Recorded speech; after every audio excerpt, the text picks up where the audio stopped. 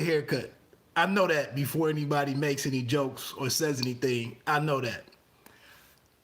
Um, Man, I just got out the house today and got in some exercise. And one of the things I was thinking about was this Nas situation with Nas winning a Grammy this week or last week, and just looking at some of the conversations that were out there.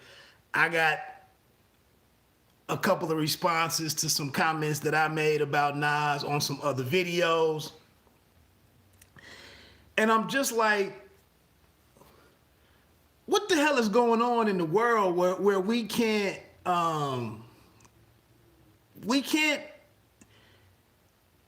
we can't feel however we feel about certain things or certain people, certain institutions. Like some things out here are like really too big to fail, or too big to be criticized, or too big to be hated, or whatever. There's also the thought out there that just because you're speaking some truth, like, that means that you're hating because you don't go along with everybody else. You're hating. And I think it's kind of unfortunate, because I think this is a function of, we got a lot of people out here. You know, it's everybody sharing their opinions and how they see things and what they feel, what they think. But a lot of people don't really have, and I could be included in this group, but not everybody has like any substance to why they feel the way that they feel, or or a person doesn't go and give any real reasoning to why they said what they said. Because you can just do that. You can do that on social media. You can just say something is trash and just walk away. But before you disregard anybody's input or their feedback, their insight, their contribution to a discussion, like, is there anything substantive to their argument or to their statement? Like, some people just get upset at the mere mention of somebody saying, I didn't think that was hot. And that triggers somebody. And it's like, what do we like? We all don't agree on everything. We can't. Funny story. A boxer that I follow to a degree, Clarissa Shields. A couple weeks ago, Coming to America 2 came out. And, the movie was what it was. Whether you liked it or you didn't like it, whatever. But Clarissa Shields was on Twitter and said something like about Coming to America, and was like, it was great. I loved it. And then I think, like, I look at other statements that Clarissa Shields has made, or how she's described other things, or what her position or stance was on other things, or other statements that she's tried to make that I didn't know where she was coming from, or it was off base, or it was out of left field. And then it was like, why would I respond to her tweet and say that the movie, about what I felt about the movie?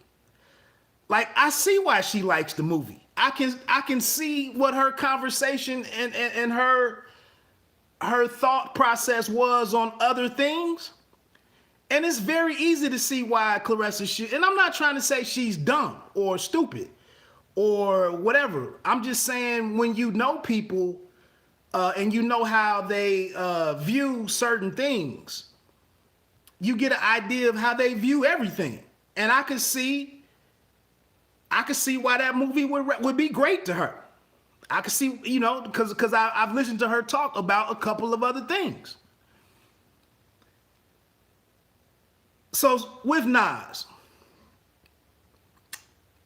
my favorite rapper, my favorite MC, I would say it comes down to him and B.I.G., but I would say the one thing that obviously separates B.I.G. is the fact that he was gone after his second album.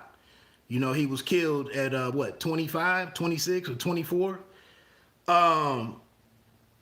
So we didn't get to see, him go through any progressions, and we didn't see him put together a catalog, a deep catalog to really judge him on his, his career arc or whatever, or his career accomplishments and whatnot. But the one thing that I really liked about Big was the fact that I felt like Big was always, at his heart, he was like a battle rapper. He could get into that mode and just MC and not be on the streets stuff or the be the player stuff, money talk, boss stuff, gangs, all of that type of stuff. Like, at the end of the day, he could just flat out give you some bars and have that aggressive delivery and talk his shit. Whereas I think Nas is kind of Nas is his metaphors and similes and all of that type of stuff. He really went away from all of that type of rapping very early on. He kind of went away from that and just stayed on his, his thoughtful, his street observer type thing that he got on and often does. But that's cool. But I just think that was the one thing that kind of separated BIG from kind of like the big time MCs, is the fact that I feel like he could get in a cipher with with Mos Def, with a Talib Kweli, any of those types of guys. I feel like he would be at home with them, and then he could also go over here and do some bigger stuff. The platinum selling type music, the club anthems, all of that type of stuff. So he was just versatile like that. I feel like Jay-Z and Nas really kind of got away from that type of rapping. But what I wanted to get into about some things for me, with people who act like you couldn't criticize or you couldn't make any observations, you couldn't say anything about Nas's career. I got 4 things. Before I get into that, though, what I was saying earlier, we're so used to everybody being able to comment on everything and say what they hate, what they dislike. But there's some people out here who actually have a legitimate career, such as a Justin Hunt, such as a Rob Markman. It's guys who've been involved, it's individuals who've been involved with hip hop journalists or journalism for 15 or 20 years. And this is all they do every day. Sway Calloway. A couple other people, they've been in this game for years. Now, the thing with them, they won't always say what they really think about a lot of these projects because they don't want to hurt a relationship. They don't want to damage a potential relationship. So they're going to be very political in how they speak on these types of things. But again, that's just where we are with it. It is some people out here whose opinion or breakdown or point of view analysis of certain things carries a lot more weight than just the everyday Joe. That's just a fact. But looking at Nas, like I said, my top dude. The fact that some of his albums have missed the mark for me, so what? I understand that it happens. And like I said earlier on another video, it's been interviews that I caught of Nas and he spoke on certain things. And it let me know, like, oh, that's why that happened like that. Okay, fair enough. So, lastly, before I get into these 4 things, I also just mentioned a couple days ago about this video from Eric LaSalle, who played Daryl in Coming to America. He's a writer now. He directs Chicago PD episodes. I believe he might even be a producer on that show or an executive producer or whatever. He does stuff behind the camera now and on the production side of TV and movies. But he was looking at the criticism of Coming to America, and he was on Sway in the Morning and actually said that You know, nobody sets out to make bad movies. Nobody sets out to write a bad novel, to put out a bad album. You know, people don't set out to do horrible work. It's things that factor into, you know, how some of these things act, what the finished good is, or the final result is. I thought that was a very poignant point to make, and something to consider. So with that said, here was these couple of things of, like I said, Nas has just missed the mark at times. It happens. Before anybody is to say something about Jay-Z's albums, his bad albums, no shit.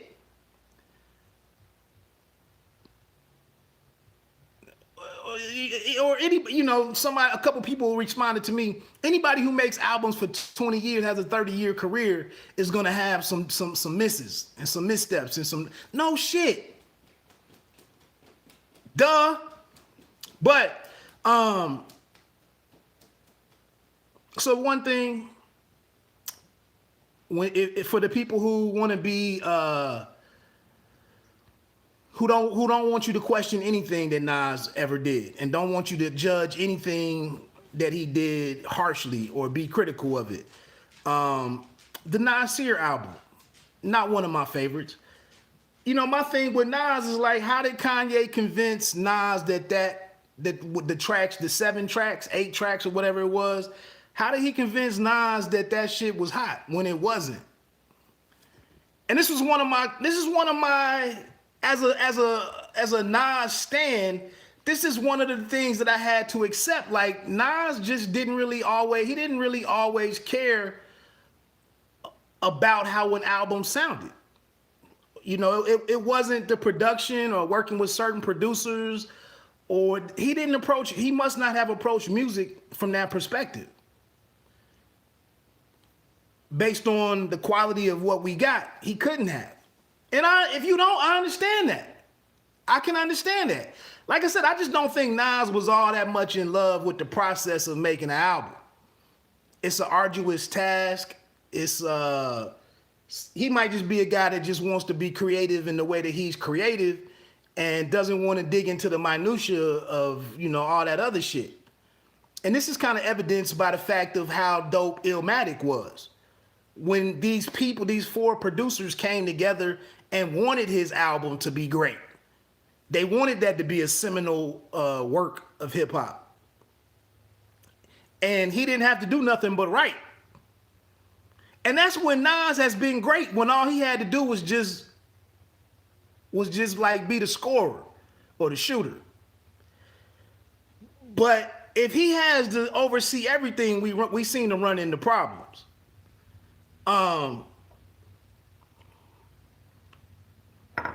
And that's why I credit Hit Boy, even though I'm not the biggest Hit Boy fan, really not all that familiar with Hit Boy's work prior to King's Disease. I credited Hit Boy for approaching Nas with this project, and then however he was able to keep his thumb on Nas and keep him focused, and then his dedication to making sure that there wasn't a follow-up to Nasir, you know, something that disappointed like Nasir. Hit Boy got in his bag and did his job in taking that on and approaching Nas, let me be the sole producer for your project, and it's gonna turn out right. Trust me. I gotta give Hit Boy all the credit in the world. But how did Kanye? This is kind of when you get a little frustrated with Nas, like as a fan and somebody who's kind of like known him. This has been big bro for like 30 years. Like, bro, how did you let Kanye get out here and give you this bullshit and tell you that this was fire? Like, this could have been better. This should have been better. Anybody that likes the Nasir album, shout out to you. I listened to it about 4 times. I moved on. It just wasn't for me. No big deal.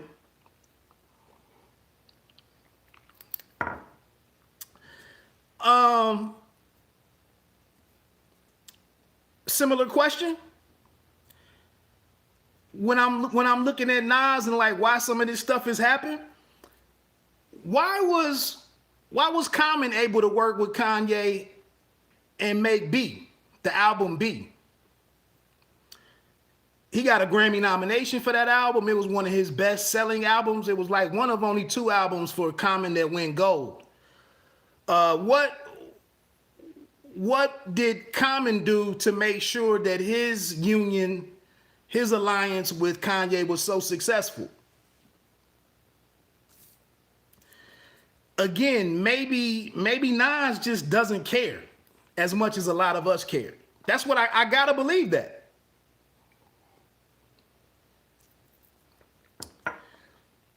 And again, a lot of people, you know, not everybody really cares about, or nobody, I'm convinced that a lot of people don't really want to work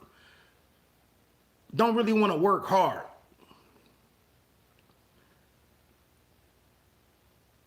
In contrast, I look at the 3 or 4 albums with Kendrick, who I had an interesting discussion about with somebody on YouTube.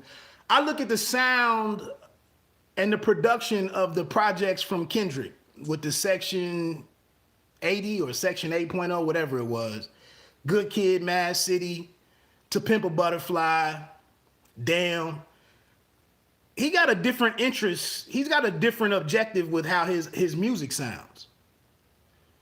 A Tribe Called Quest was kind of haunted by how the projects, how the production sounded, you know, from album to album. Like they couldn't do anything to outdo or even be on par with Low End Theory, Midnight Marauders, you know, and they struggle with that.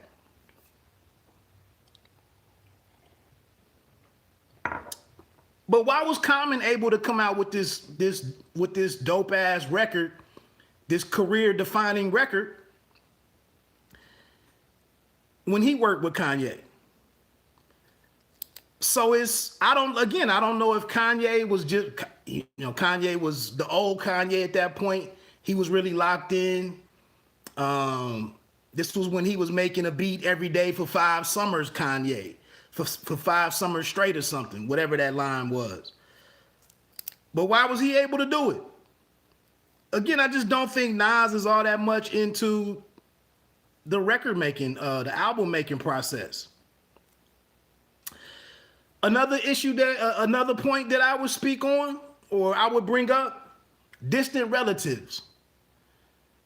A phenomenal record, a dope record with Nas and Damian Jr. Gong Marley. A dope, ridiculous record. I couldn't believe how dope Distant Relatives was when I heard it. And somebody a coworker put me onto it. I don't even know why dude was listening to that project, but he put me onto it. Again, Nas came. This is my interpretation of what happened, not being there when it was all put together or conceived. But it was another situation where Nas was just told to rap. Damian Marley and his group put all that shit together and was like, here, bro, here. And I heard Nas say it. Nas was like, the interview that I saw, Nas was like, man, Distant Relatives came to me at the right moment when I was down bad in my life and needed something inspirational to do. And I'm paraphrasing. And it clicked. It clicked for me. Like, again, this was a situation where the project came to him and all Nas had to do was write and rap. All he had to do was be the shooter.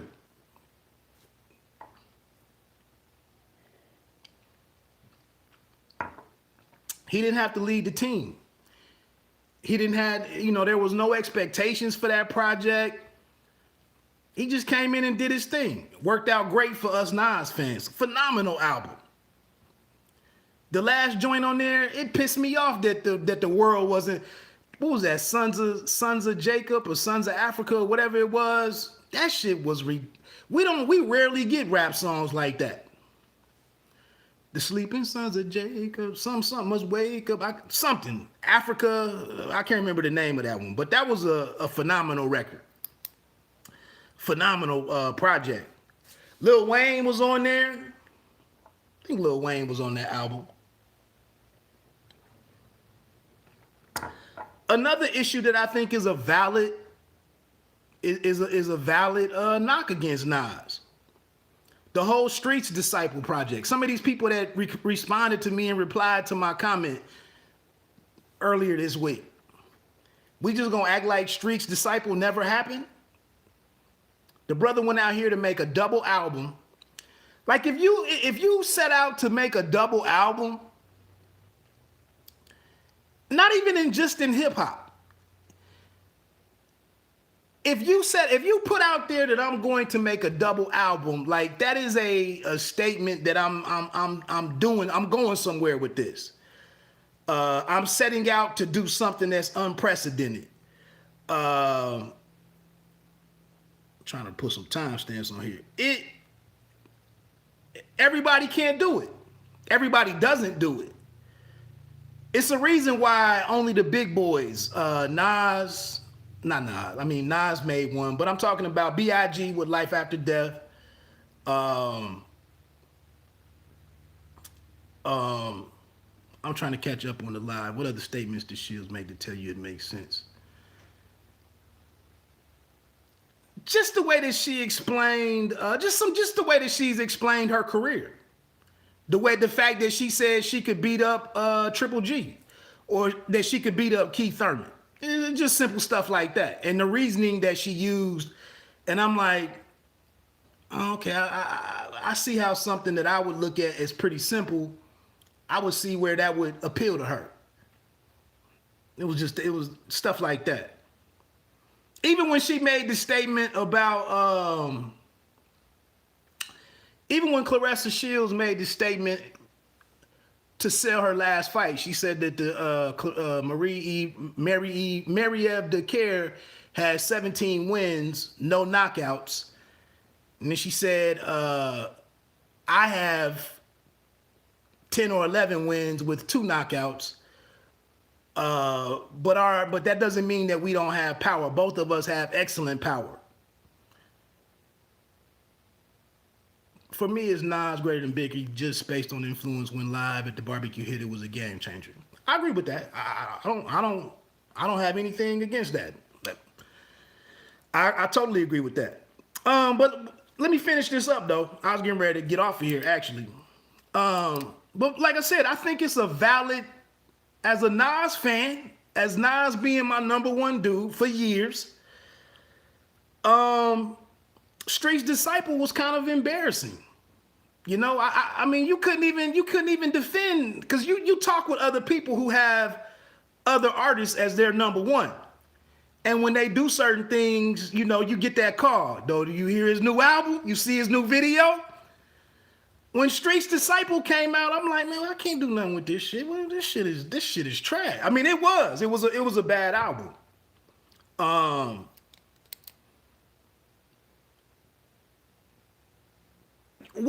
How do you not say anything just because you like this person or you idolize this person? This is your man's, and they put out something that's bad. You just ignore it? No, I didn't have to go on social. I didn't have to go on whatever Twitter, or I don't know what was MySpace. I didn't have to go anywhere back then and tear Nas down and say, man, he needs to quit rapping. It just was like, oh, okay, bro. I'm gonna come back around when you get it together. You know, I'll check you out on the next album. When Nasir came out, I listened to it 3 times, tried to find something on there that I was interested in, and then I was just like, bro, I'm gonna come back when you have another project. This just didn't do it for me. But it was in looking at the other greats out there.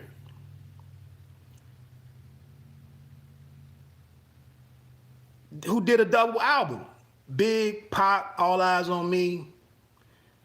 I think Jay-Z just bailed on that idea of doing a double LP. He was like, I ain't even gonna mess with it. I think he was like, I'm gonna come out in the first quarter and come out in the fourth quarter, 2 albums in 1 year. I'm gonna go that route. I'm not even gonna do a double album. I don't think Jay had a double album, but it was an embarrassment. Seriously, it was an embarrassment. Last thing, you know,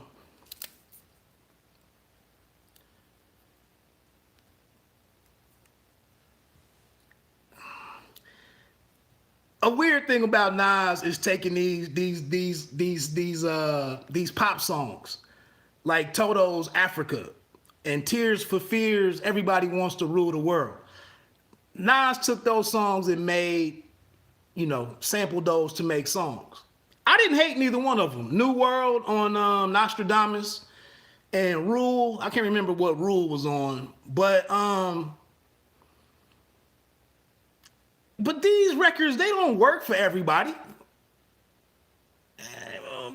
But it was dope to me because I was a kid at the time. I was watching MTV at the time, and those were dope pop records to me.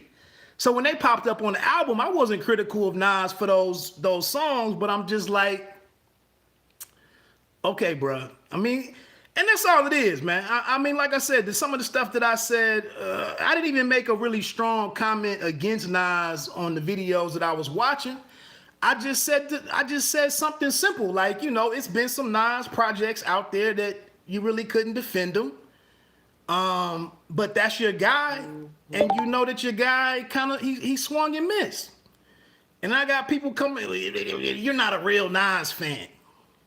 You're a pseudo Nas fan. You out here talking this bullshit about Nas. I'm like, what are you talking about?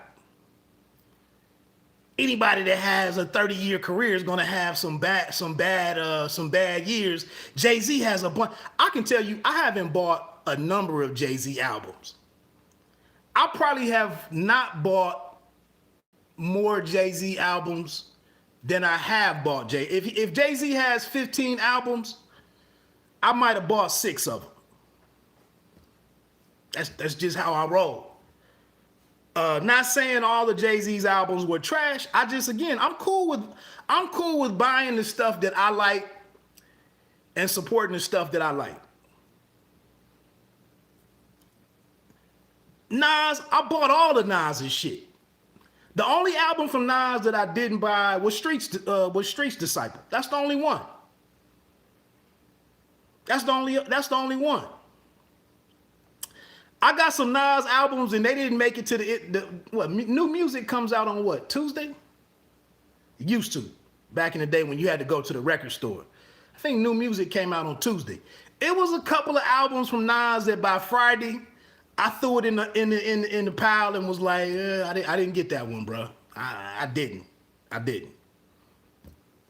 But again, I don't understand where we are in the world where like we can't be honest about shit. We can't talk about people. We can't and like I said, you have individuals in the world that run out here and they live to do that. Their popularity or their relevance is based on them criticizing and tearing down shit.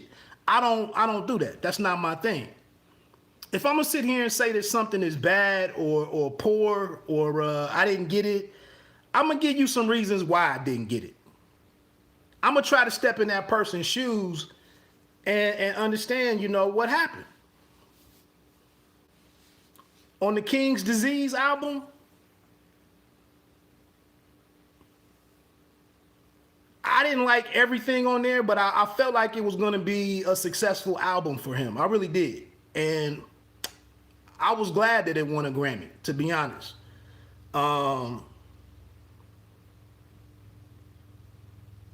You saw that other shit that came out.